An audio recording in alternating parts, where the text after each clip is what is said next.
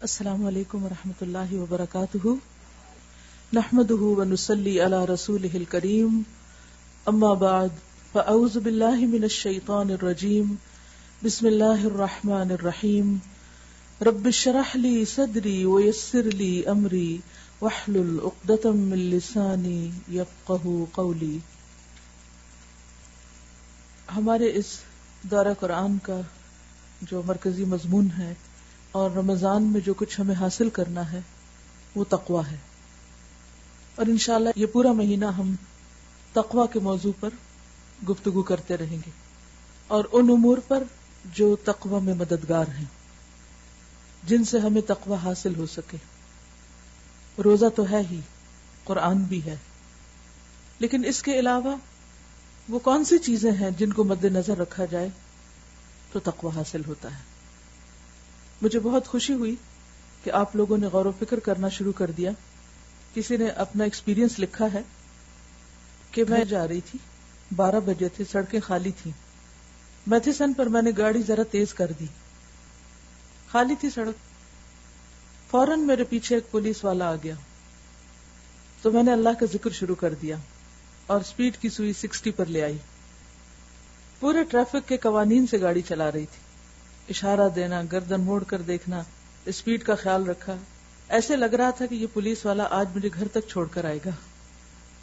میں غور و فکر کر رہی تھی کہ اگر ہمارے اندر اللہ کا تقویٰ آ جائے، ہمارا ایمان اتنا مضبوط ہو جائے کہ گویا ہمیں ہر وقت یہ یقین ہو کہ اللہ ہمیں دیکھ رہا ہے، تو ہو نہیں سکتا کہ ہم اللہ کے احکامات کو توڑیں، اپنے گناہوں کی اسپیڈ پر کڑی نظر رکھیں، ہر موڑ پر پھونک پھونک کر قدم رکھیں، صراط مستقیم پر چلتے رہیں.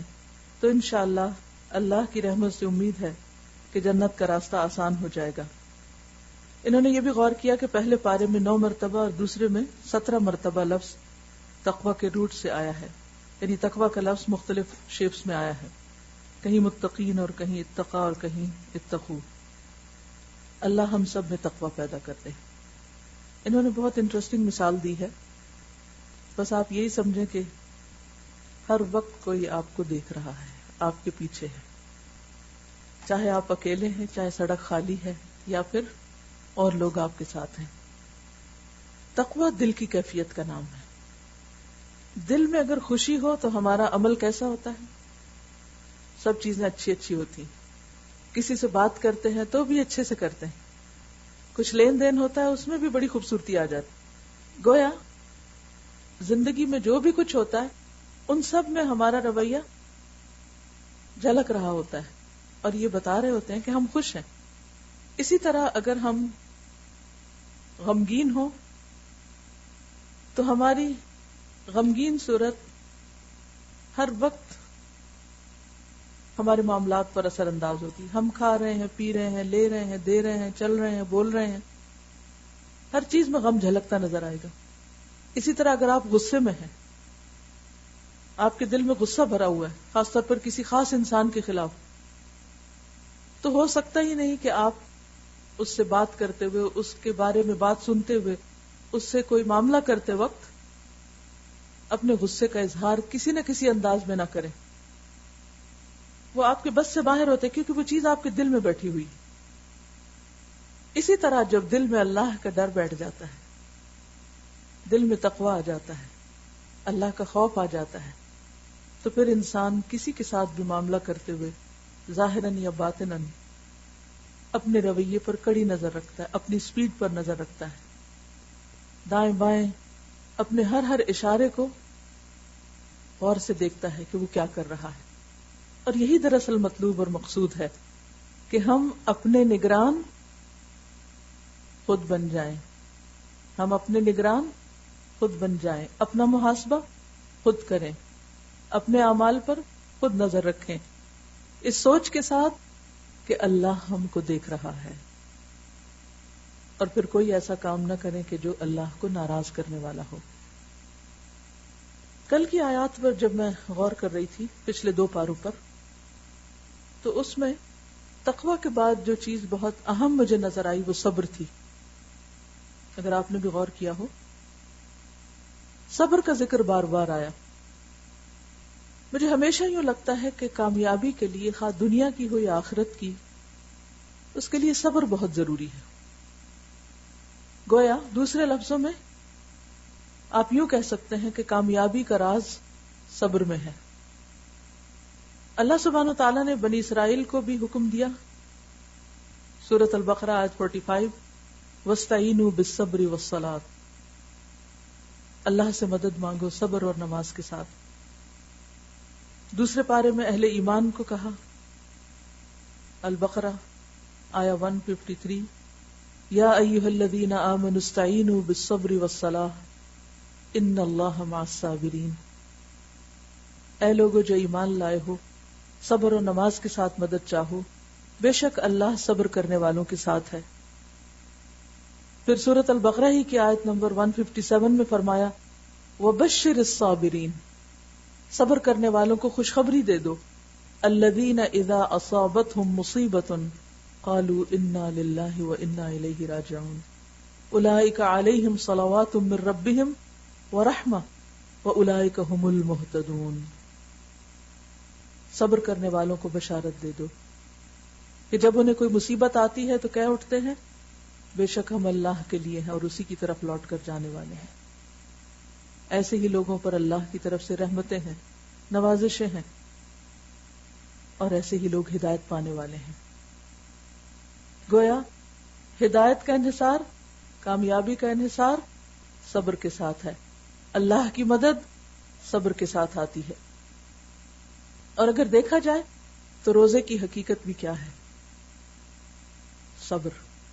رمضان صبر کا مہینہ ہے، اور اس مہینے میں ہمیں صبر کی پوری ٹریننگ دی جائے گی کہ صبر کیسے کرتے ہیں. روزے کی حقیقت ہی یہی ہے. اور صوم کا مطلب بھی کیا ہے؟ ایبسٹیننس، رک جانا، اپنے آپ کو روک لینا. تو گویا روزہ انسان کے اندر صبر و تحمل اور برداشت کا مادہ پیدا کرتا ہے. اور اگر دیکھا جائے تو صبر کے بغیر دین کے کسی بھی حکم پر عمل کرنا مشکل ہے. اللہ کا ہر حکم عمل کے لیے صبر کا تقاضا کرتا ہے. مثلا نماز، اس کے لیے بھی صبر چاہیے. روزہ، وہ تو ہے ہی صبر.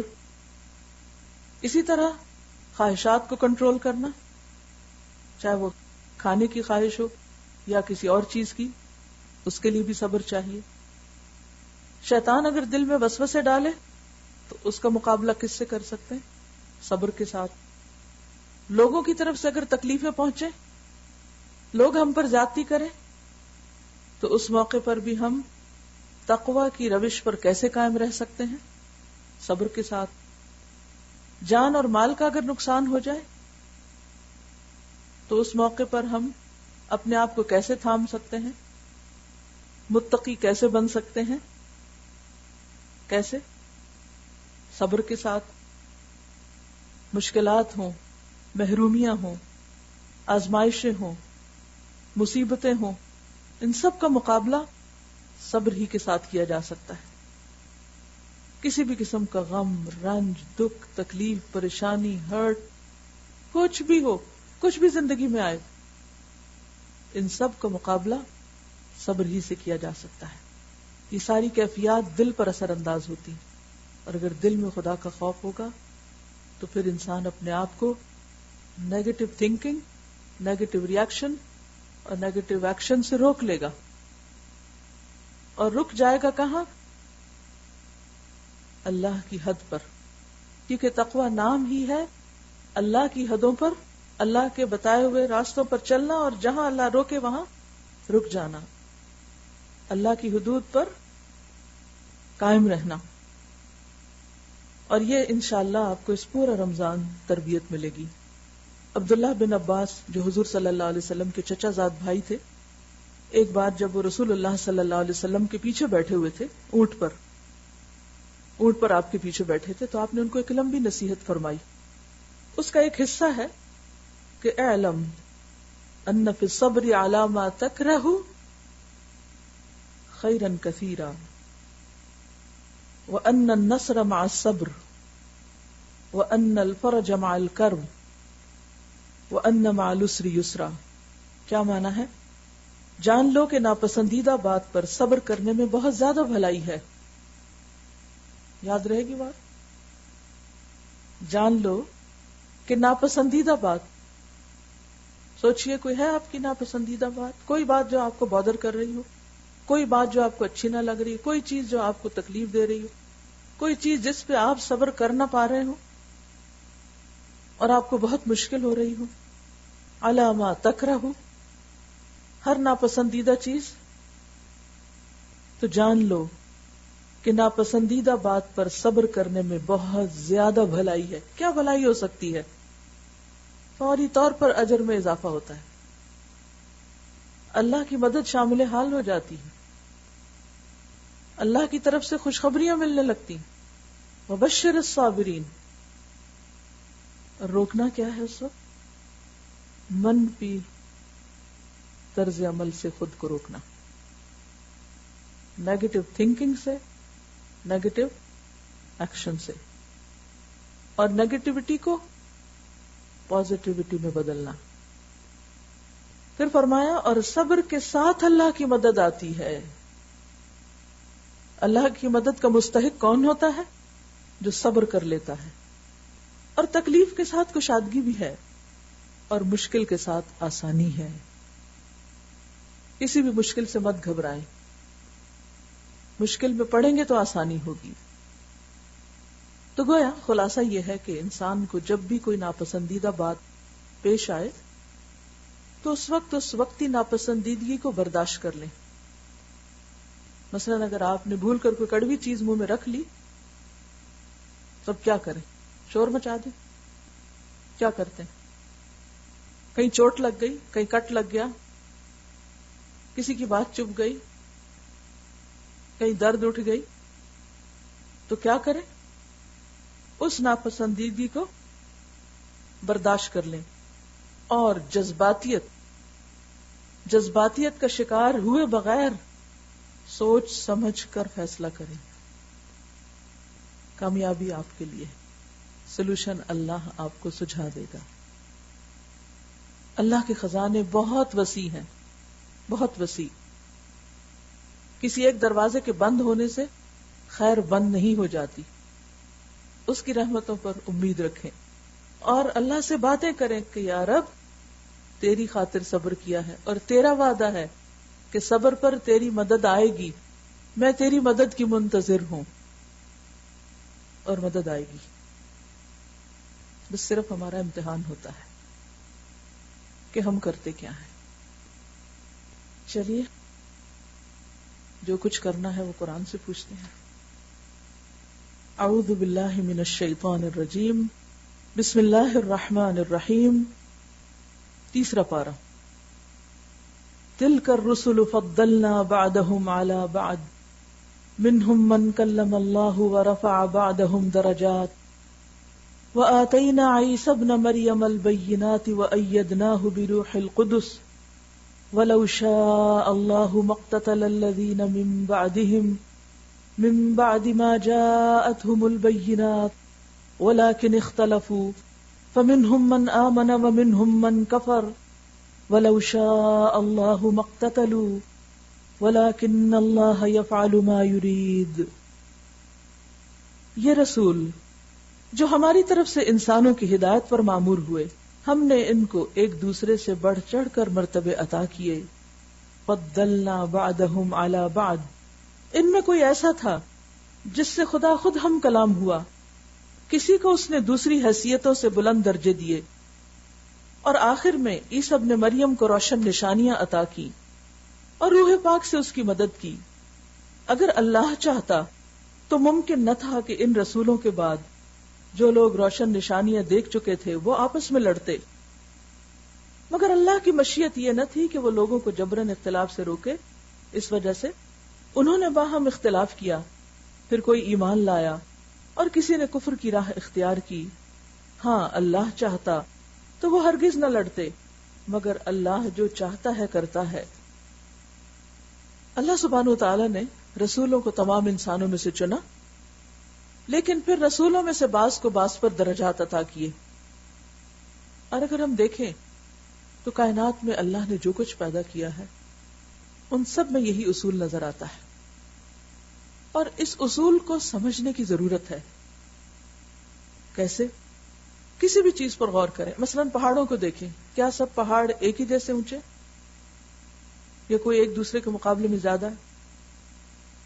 درختوں کو دیکھیں، انسانوں کے قد دیکھیں، انسانوں کے اندر پائی جانے والی صلاحیتوں کو دیکھیں، پھلوں میں دیکھیں، کیا سارے پھل میٹھے ہوتے ہیں؟ کھانے پینے کی چیزیں ہوں یا استعمال کی چیزیں، آسمان پہ ہو یا زمین پر. ستاروں کو دیکھیں، کوئی زیادہ چمکتا ہے کوئی کم.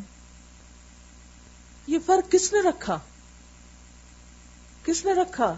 اللہ نے رکھا. اور اس کو قبول کرنا کس کا کام ہے؟ ہمارا. کہ اس فرق کو ہم قبول کر لیں.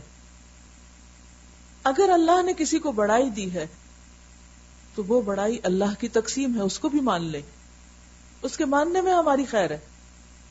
اور اگر کسی کو بڑائی ملی ہے تو اس بڑائی کو تکبر کا ذریعہ نہ سمجھا جائے، اپنے آپ کو بڑا یا نمایاں نہ کیا جائے. اور اسی طرح اگر آپ کسی کو مانتے ہیں، جیسے پیغمبر کو مانتے ہیں، پیغمبر علیہ السلام، تو یہ صرف ہمارے لیے نہیں، تمام اقوام کے لیے ہے کہ جس پیغمبر کو ہم مانتے ہیں اس کی بات کو مانیں، نہ کہ صرف اس کے بڑے مقام پر فخر کرتے رہیں اور اس کی امت ہونے کی وجہ سے خود بھی فخر میں مبتلا ہو جائے اور پھر اس بنا پر دوسرے لوگوں کو حقیر سمجھ کر ان سے جھگڑے کرے. پچھلی امتوں میں یہ مشکل رہی کہ انہوں نے دین کی روح کو سمجھنے کی بجائے اپنے اپنے پیغمبروں اور بعد میں علماء کی شخصیتوں کو بلند کرنا شروع کر دیا اور پھر ان پر فخر کرتے ہوئے آپس میں مقابلہ بازی کی اور ایک دوسرے سے جھگڑے کیے اور یہ کہا کہ ہم تم سے بہتر ہیں کیونکہ ہم فلاں کو مانتے ہیں. اور دین میں جب بھی اختلافات ہوتے ہیں وہ انہی بنیادوں پر ہوتے ہیں. اگر سب لوگ ایک اللہ کی طرف رجوع کر لیں، اپنا ایک قبلہ مانیں اور آپس میں بھائی بھائی بن کر رہیں تو بہت سے اختلافات ختم ہو سکتے ہیں. نہ صرف دین کے معاملے میں، دنیا کے معاملے میں بھی اللہ نے کسی کو بڑائی اس لیے نہیں دی کہ وہ دوسرے کو حقیر سمجھ کر خود اپنی بڑائی قائم کرنے کی کوشش کرنے لگے. بڑائی صرف اور صرف اللہ کے لیے ہے. ہم ہر نماز میں کہتے ہیں اللہ اکبر. اور اسی طرح جس کو جو نعمت زیادہ مل جائے اسے اس پر شکر ادا کرنا چاہیے. تو بہرحال پچھلی قوموں کا حال بتایا گیا کہ ان کے پاس ساری نشانی آئی، دین کی تعلیم آئی، لیکن اس کے باوجود وہ آپس میں لڑتے رہے. اور لڑنے کی بنیاد ہمیشہ کیا ہوتی ہے؟ لڑائی کس بات پہ ہوتی ہے؟ جھگڑا کہاں سے ہوتا ہے؟ ابلیس نے جھگڑا کہاں سے شروع کیا؟ انا خیر منہ. اور اسی طرح عام انسانوں میں بھی جھگڑے کب ہوتے ہیں؟ جب انسان سمجھتا ہے کہ میں زیادہ مالدار ہوں، میں زیادہ عقل مند ہوں، میں زیادہ بہتر مسلمان ہوں، میں زیادہ دیندار ہوں، میں دوسرے سے زیادہ اچھا ہوں، تو دوسرا مقابلے میں اپنے آپ کو پروو کرنے لگتا ہے. نتیجتاً چپکلش اور کشمکش اور باہم جھگڑا فساد شروع ہو جاتا ہے. تو ہمیں اللہ کے کریشن پلان پر غور کرتے ہوئے ان تفریقات کو سمجھنا چاہیے اور اس کے مطابق اپنا سر تسلیم خم کر دینا چاہیے. پھر فرمایا یا ایھا الذین آمنوا انفقوا مما رزقناکم من قبل ان یأتی یوم لا بیع فیہ ولا خلۃ ولا شفاعۃ والکافرون هم الظالمون. اے لوگو جو ایمان لائے ہو، جو کچھ مال متاع ہم نے تم کو بخشا ہے اس میں سے خرچ کرو. ہے کچھ آپ کے پاس؟ ہیں آپ کسی چیز کے مالک؟ کچھ سوچئے. تو اللہ کا حکم ہے کہ اس میں سے خرچ کرو، دوسروں کے ساتھ شیئر کرو. اس سے پہلے کہ وہ دن آ جائے. کون سا دن؟ قیامت کا دن، جس میں نہ خرید و فروخت ہوگی، نہ دوستی کام آئے گی، نہ سفارش چلے گی. کیا کام آئے گا پھر؟ اپنے ہاتھ کا دیا، خود کچھ کیا. اور ظالم اصل میں وہی ہیں جو کفر کی روش اختیار کرتے ہیں. یعنی اللہ کے حکم کو نہیں مانتے، مال سمیٹ سمیٹ کر رکھتے ہیں، اور پھر وہ سمجھتے ہیں کہ یہ مال ان کو فائدہ دے گا، ہرگز بھی نہیں. وہ دراصل یہ سب کچھ جمع کر کے اپنے اوپر ظلم کر رہے ہیں. اللہ لا الہ الا ہو الحی القیوم، اللہ وہ زندہ جاوید ہستی جو تمام کائنات کو سنبھالے ہوئے ہے، اس کے سوا کوئی خدا نہیں. لا تأخذہ سنۃ ولا نوم، نہ اسے اونگ لگتی ہے اور نہ نیند. لہ ما فی السماوات وما فی الارض، زمین اور آسمانوں میں جو کچھ ہے اسی کا ہے. من ذا الذی یشفع عندہ الا باذنہ، کون ہے جو اس کی جناب میں اس کی اجازت کے بغیر سفارش کر سکے. یعلم ما بین ایدیہم وما خلفہم، جو کچھ بندوں کے سامنے ہے اسے بھی وہ جانتا ہے، اور جو کچھ ان سے اوجھل ہے اس سے بھی وہ واقف ہے. ولا یحیطون بشیء من علمہ الا بما شاء، اور اس کی معلومات میں سے کوئی چیز ان کی گرفت ادراک میں آ نہیں سکتی الا یہ کہ کسی چیز کا علم وہ خود ہی ان کو دینا چاہے. وسع کرسیہ السماوات والارض، اس کی کرسی آسمان و زمین پر چھائی ہوئی ہے. ولا یؤودہ حفظہما، اور ان کی نگہبانی اس کے لیے کوئی تھکا دینے والا کام نہیں. وہی ایک بزرگ اور برتر ذات ہے، وہ اللہ سب سے بڑا. آیت الکرسی اللہ سبحانہ وتعالی کا تعارف ہے، اور اللہ کا تعارف خود اللہ سبحانہ وتعالی کے سوا اور کون کروا سکتا ہے. اللہ تعالیٰ کی پہچان اگر کرنا ہو تو آیت الکرسی پر غور و فکر کیجئے. اس میں اللہ سبحانہ وتعالی کی توحید کا ذکر بھی ہے، اس کے زندہ اور قائم رہنے کا بھی، اور پھر اس کی ایسی صفات کا ذکر ہے جو اس کے علاوہ کسی میں نہیں پائی جاتی. کائنات میں سب سے بہترین مخلوق انسان ہے، لیکن اسے بھی سونے کی ضرورت ہوتی ہے، کام کرتے کرتے اونگ بھی جاتا ہے. انسان زمین میں صرف محدود چیزوں کا مالک ہے، ہر چیز کا مالک نہیں. جب اس کی قوت ہی کچھ نہیں تو وہ اللہ کے آگے کچھ مجال نہیں رکھتا، اور پھر اس کے پاس کوئی اور سفارش نہیں کر سکتا سوائے اس کے جس کو وہ خود اجازت دے. اللہ کا علم لا محدود، جس کی کوئی لمٹ ہی نہیں. انسانوں کا علم محدود، اور انسانوں کو جو کچھ ملا ہے وہ بہت ہی محدود ہے. خضر علیہ السلام جو موسیٰ کے ساتھ کشتی پر گئے تھے تو انہوں نے ایک مثال سے سمجھایا تھا کہ اللہ کا علم مخلوق کے مقابلے میں اتنا زیادہ ہے کہ جیسے یہ سمندر ہو، اس پانی کے قطرے کے برابر جو ایک پرندے نے آ کے اپنی چونچ میں لیا تھا. اور پھر اس کی کرسی آسمان و زمین پر چھائی ہوئی ہے. کرسی کیا ہے؟ Foot stool. اور کرسی سے بڑا پھر عرش بھی ہے. اور اللہ سبحانہ وتعالی زمین و آسمان اور جو کچھ اس میں ہے ان سب کی حفاظت بھی کر رہا ہے، اور کوئی چیز اس کو تھکاتی نہیں. اور وہ بڑا ہے، بہت ہی بڑا، العلی العظیم، یعنی دونوں صفات اس کی بڑائی کی ہیں. تو بہرحال آیت الکرسی اللہ کی عظمت کی علامت ہے، اور آیت الکرسی پڑھنے کے فوائد بھی بہت سارے ہیں. آیت الکرسی کو قرآن مجید کی تمام آیات سے اعلیٰ اور افضل قرار دیا گیا ہے. اسی طرح سونے سے پہلے آیت الکرسی پڑھنے والے کے لیے اللہ تعالیٰ کی طرف سے ایک فرشتہ مقرر کیا جاتا ہے جو چوری، ڈاکہ اور دیگر نقصانات سے اس کی حفاظت کرتا ہے. اسی طرح شیطان کی بری حرکتوں، وسوسوں، جادو اور خوف وغیرہ سے بھی محفوظ رکھتا ہے. اسی طرح آیت الکرسی شیاطین کے شر اور فتن سے بھی محفوظ رکھتی ہے، جادو وغیرہ سے بھی محفوظ رکھتی ہے. ہر فرض نماز کے بعد آیت الکرسی کا پڑھنا جنت میں جانے کا باعث ہے.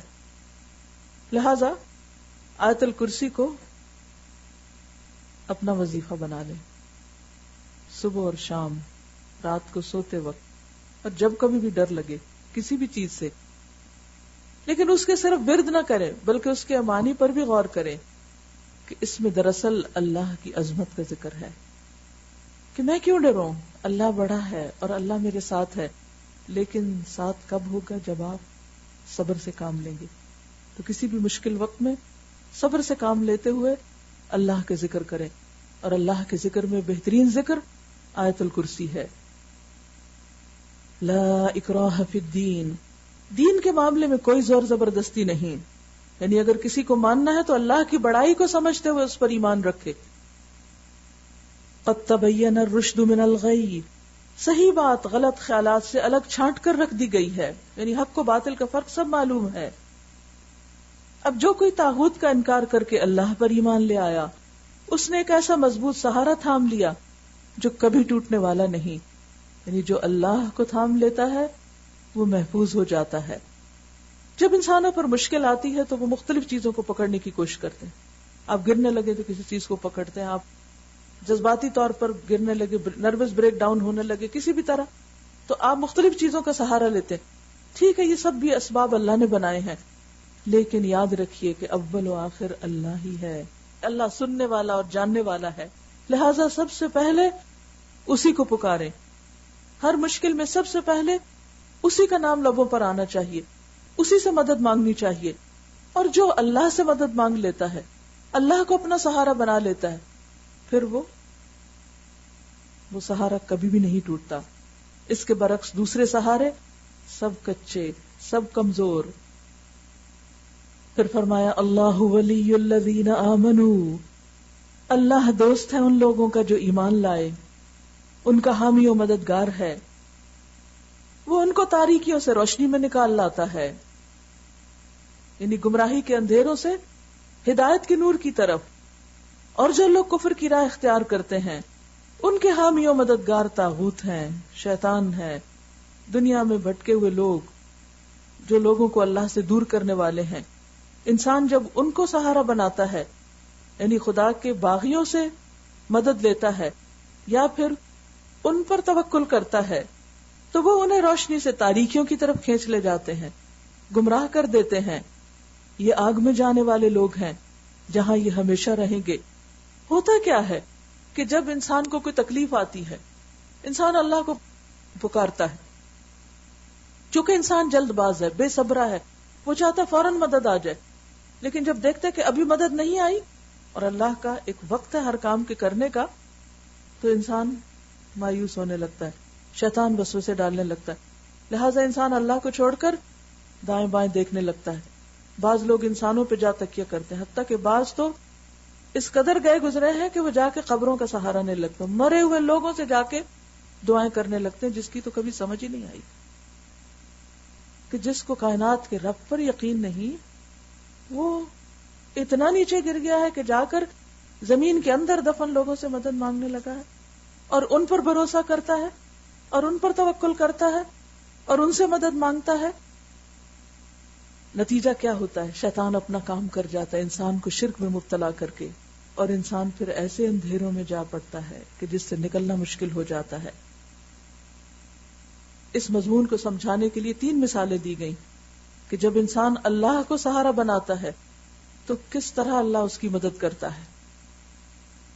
کیا تم نے اس شخص کے حال پر غور نہیں کیا جس نے ابراہیم علیہ السلام سے جھگڑا کیا تھا؟ نمرود کی طرف اشارہ ہے. جھگڑا اس بات پر کہ ابراہیم کا رب کون ہے، اور اس بنا پر کہ اس شخص کو اللہ نے حکومت دے رکھی تھی، طاقتور تھا، صاحب اقتدار تھا. جب ابراہیم نے کہا میرا رب وہ ہے جس کے اختیار میں زندگی اور موت ہے، تو اس نے جواب دیا زندگی اور موت میرے اختیار میں ہے.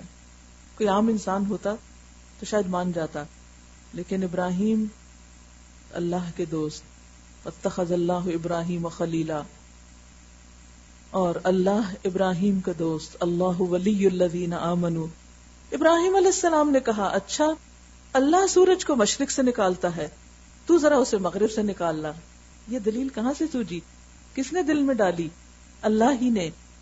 ایسے مدد آتی ہے کہ بر وقت بر موقع اللہ تھام لیتا ہے. یہ سن کر وہ منکر حق ششدر رہ گیا، حیران رہ گیا. مگر اللہ ظالموں کو راہ راست نہیں دکھاتا، اس کو ہدایت نہیں ہوئی، کیونکہ اس نے غیر اللہ کو معبود بنا رکھا تھا یا خود کو خدا سمجھتا تھا. یا پھر مثال کے طور پر اس شخص کو دیکھو جس کا گزر ایک ایسی بستی پر ہوا جو اپنی چھتوں پر اوندھی گری پڑی تھی. اس نے کہا یہ آبادی جو ہلاک ہو چکی ہے، اسے اللہ کس طرح دوبارہ زندگی بخشے گا؟ یہ دل میں خیال آیا. بعض اوقات انسان کے اپنے نفس کے خیالات ہوتے ہیں، بعض اوقات شیطان وسوسے ڈالتا ہے اور انسان کو اللہ کی ہستی اور عظمت کم کر کے دکھاتا ہے. اللہ یہ کیسے کر سکتا ہے؟ یہ تو ناممکن، یہ تو ہو نہیں سکتا. اس پر اللہ نے اس کی روح قبض کر لی اور وہ 100 برس تک مردہ پڑا رہا. پھر اللہ نے اسے دوبارہ زندگی بخشی اور اس سے پوچھا بتاؤ کتنی مدت پڑے رہے؟ اس نے کہا 1 دن یا چند گھنٹے رہا ہوں گا. فرمایا تم پر 100 برس اسی حال میں گزر گئے. اب ذرا اپنے کھانے اور پانی کو دیکھو کہ اس میں ذرا تبدیلی نہیں آئی. دوسری طرف ذرا اپنے گدھے کو بھی دیکھو کہ اس کا پنجر تک بوسیدہ ہو رہا ہے. اور یہ ہم نے اس لیے کیا کہ ہم تمہیں لوگوں کے لیے ایک نشانی بنانا چاہتے ہیں.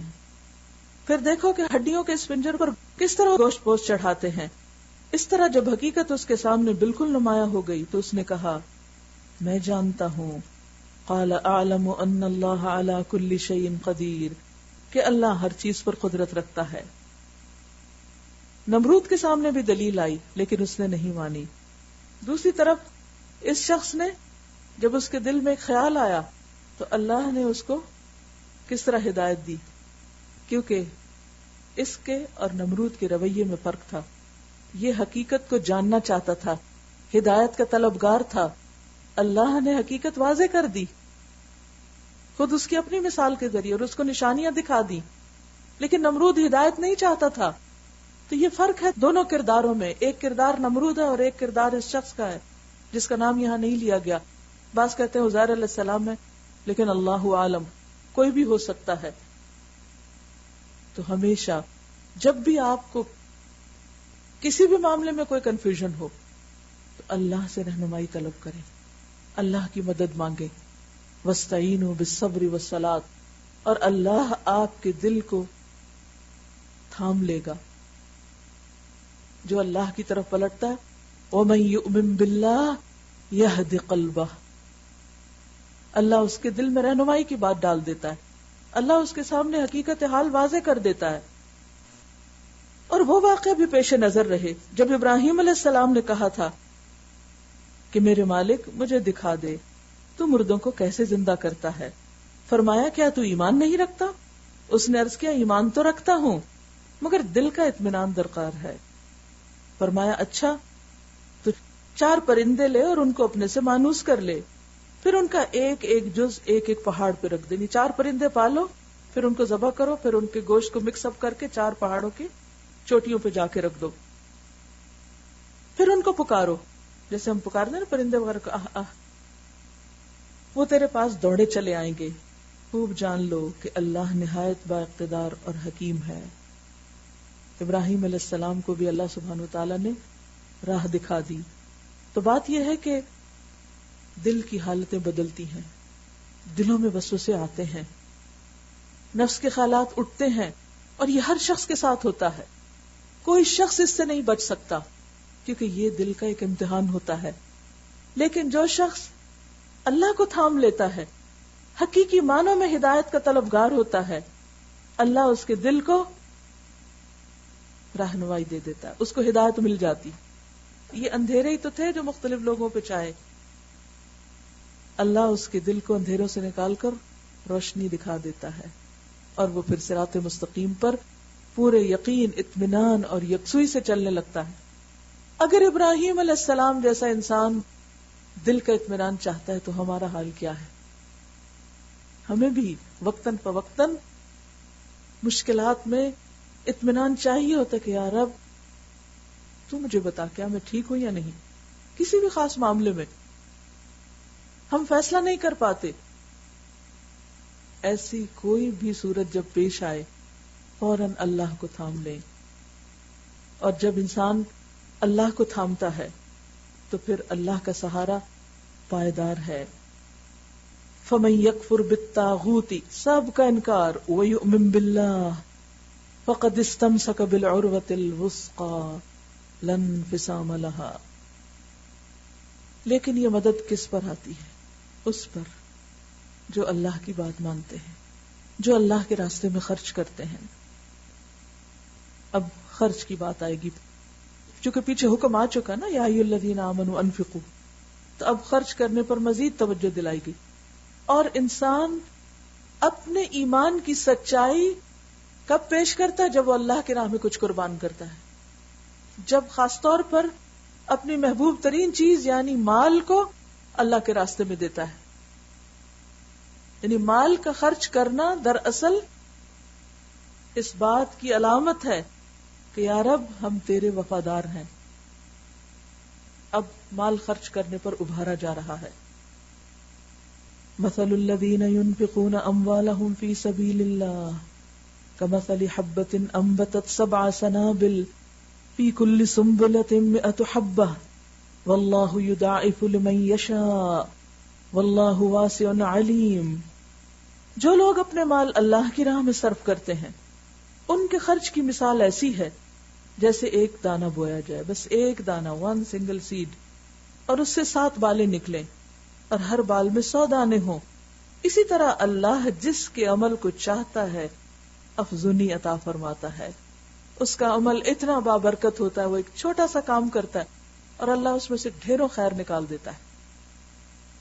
لیکن ضرورت کس بات کی ہے کہ اخلاص ہو، فی سبیل اللہ ہو، اللہ کی خاطر ہو، کسی پر احسان جتانا نہ ہو، اپنی شہرت اور دنیا کا مفاد مطلوب نہ ہو، صرف اور صرف اپنے ایمان کی صداقت مطلوب ہو. واللہ واسع علیم، اور اللہ وسعت والا، علم والا ہے، وہ جس کے لیے چاہتا ہے جتنا زیادہ بڑھا دیتا ہے. اور فی سبیل اللہ ایک معنی تو یہی ہوا کہ اللہ کی خاطر، اور دوسرا اللہ کے دین کی خاطر. الذین ينفقون اموالهم فی سبیل اللہ، وہ لوگ جو اپنے مال اللہ کے راستے میں خرچ کرتے ہیں. ثم لا يتبعون ما انفقوا منا ولا اذى، اور خرچ کر کے پھر احسان نہیں جتاتے، مینشن نہیں کرتے اور نہ دکھ دیتے ہیں. عام طور پر کیا ہوتا ہے، ہم کام کر بھی لیتے ہیں، قربانی بھی کر لیتے ہیں، پھر کوئی ایسا بولتے ہیں کہ کیے کرائے کو تباہ کر کے رکھ دیتے ہیں. احسان جتا کر ان کا اجر ان کے رب کے پاس ہے. کن کا؟ جو نہ احسان جتائیں اور نہ کسی کو دکھ دیں. اور دکھ نہ دینے کے لیے کیا ضروری ہے کہ انسان صبر کر جائے. انسان کو احسان جتانے کی ضرورت کب پیش آتی؟ جب دوسرا ہمارے احسان کو مانتا نہیں. ہم جب خرچ کرتے ہیں تو کوئی اکنالج نہیں کرتا، اس پر شاباش نہیں دیتا، اس کو تسلیم نہیں کرتا کہ ہم نے واقعی کوئی اچھا کام کیا ہے. تو پھر ہمیں ضرورت پیش آتی ہے کہ ہم بار بار مینشن کریں کہ ہم نے یہ کیا ہے، ہم نے یہ کیا ہے. اس سے کیسے باز رہا جائے؟ کیسے رک سکتا ہے انسان؟ صرف صبر کے ذریعے، تقوی کے ذریعے. انسان اس وقت کیا کہتا ہے؟ میرا رب تو جانتا ہے. وَكَفَى بِاللَّهِ شَهِيدًا، اللہ کی گواہی کافی ہے. بندوں کی گواہی ہو بھی تو کیا فرق، ہو یا نہ ہو، اس سے کیا بڑا فرق پڑتا ہے. ایسے لوگوں کے لیے نہ کسی خوف اور نہ کسی رنج کا موقع ہے، نہ ان پہ خوف ہوگا اور نہ وہ غمگین ہوں گے. قول معروف ومغفرۃ خیر من صدقۃ یتبعها اذی، ایک میٹھا بول، اچھی بات، پیار بھرا جملہ اور کسی ناگوار بات پر چشم پوشی، اگنور کر دینا. یعنی جو چیز نہ اچھی لگے اس کو اگنور کر دینا، آنکھ گویا دیکھا ہی نہیں، آنکھیں بند. اس خیرات سے بہتر ہے جس کے پیچھے دکھ ہو.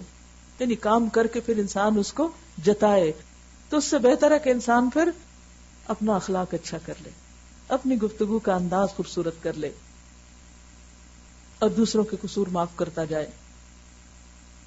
واللہ غنی حلیم، اللہ بے نیاز ہے اور بردباری اس کی صفت ہے. تو بندوں کو بھی کیسا ہونا چاہیے؟ بردبار ہونا چاہیے. یا ایھا الذین آمنوا لا تبطلوا صدقاتکم بالمن والاذی، اے ایمان لانے والو، اپنے صدقات کو احسان جتا کر اور دکھ دے کر اس شخص کی طرح خاک میں نہ ملا دو جو اپنا مال محض لوگوں کے دکھانے کو خرچ کرتا ہے اور نہ اللہ پر ایمان رکھتا ہے نہ آخرت پر. کیونکہ اگر ہوتا تو پھر دکھاوا نہ کرتا. دکھاوا کرنا دراصل ایمان کی کمزوری کی علامت ہے. اس کے خرچ کی مثال ایسی ہے جیسے ایک چٹان تھی، راک، جس پر مٹی کی تہ جمی ہوئی تھی. اس پر جب زور کمی برسا تو ساری مٹی بہہ گئی، سب ضائع، اور صاف چٹان کی چٹان رہ گئی. جیسے پہلے تھا ویسے ہی بعد میں. ایسے لوگ اپنے نزدیک خیرات کر کے جو نیکی کماتے ہیں اس سے کچھ بھی ان کے ہاتھ نہیں آتا، چٹیل پتھر کی طرح ہی رہ جاتے ہیں، اور کافروں کو سیدھی راہ دکھانا اللہ کا دستور نہیں۔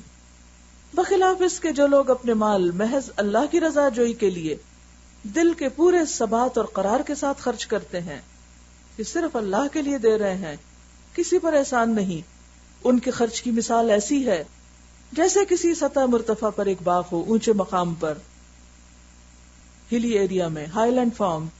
اگر زور کی بارش ہو جائے تو دگنا پھل لائے، اور اگر زور کی بارش نہ بھی ہو تو ایک ہلکی پھوار ہی اس کے لیے کافی ہو جائے۔ تم جو کچھ کرتے ہو سب اللہ کی نظر میں ہے۔ یعنی جن کے ارادے بلند ہوتے ہیں، جو ان گھٹیا خواہشات سے اوپر اٹھ کر کام کرتے ہیں، بلند سوچ، بلند ذہن اور بلند مقاصد کے مالک ہوتے ہیں، ان کے اعمال پھر ایسے ہیں جیسے کسی نے اونچے مقام پر کوئی باغ لگایا، اور جو ہلی ایریاز میں باغ ہوتے ہیں ان کے لیے تھوڑی سی فوار، تھوڑے سے ویدر کی نمی تری بھی کافی ہو جاتی ہے، اور وہ خوب پھل لاتے ہیں اور بہترین بھی ہوتا ہے۔ تو اسی طرح ایسے لوگ جو پیور نیت کے ساتھ کام کرتے ہیں، اللہ کی خاطر کرتے ہیں، وہ تھوڑا بھی کر لیں تو اس میں بہت بڑی برکت ہو جاتی ہے۔